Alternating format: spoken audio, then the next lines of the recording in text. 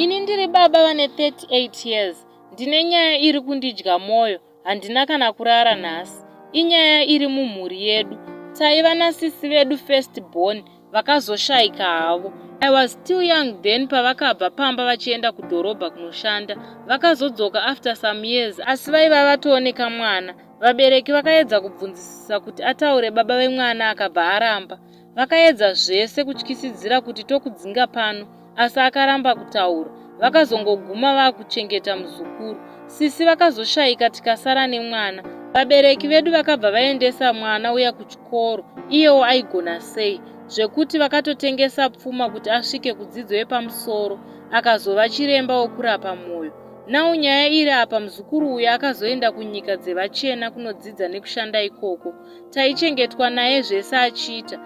3 years ago akazoroora. Kubva ipapo akabva ati mukasandiudza kuna baba vangu nezvangu kanganwai. Vakachata muchato watikangoona pamafacebook nepasocial media. Mhuri yese hapana kana akakokwa. Pavakapedza kuchata akabva atibhloka kwese. Takatonzwa kuti manje akatouya kunone mhuri akasvikira kwavatezvara. Tinongonzwa hanzi akavavakira musha wemhando yepamusoro-soro nekuvavhurira bhizinesi. Asi isu tiri kutambura. Pfuma yese yakapera pamusha achiendeswa kuchikoro. Nauye kutsvaga baba vake takaedza zvese. Anotoziva hapana kwatisina kusvika. Asi nhasi atirasa. Ndafunga hangu kuita shaisano. Ndiri kurwadziwa neupenyu hwandiri kurarama. Asi iye achidya achiguta. Ikoko hanzi akatenga imba yakakura zvikuru. Hakuna kudada kwakadaro ikoko. Takamutadzirei shuwo.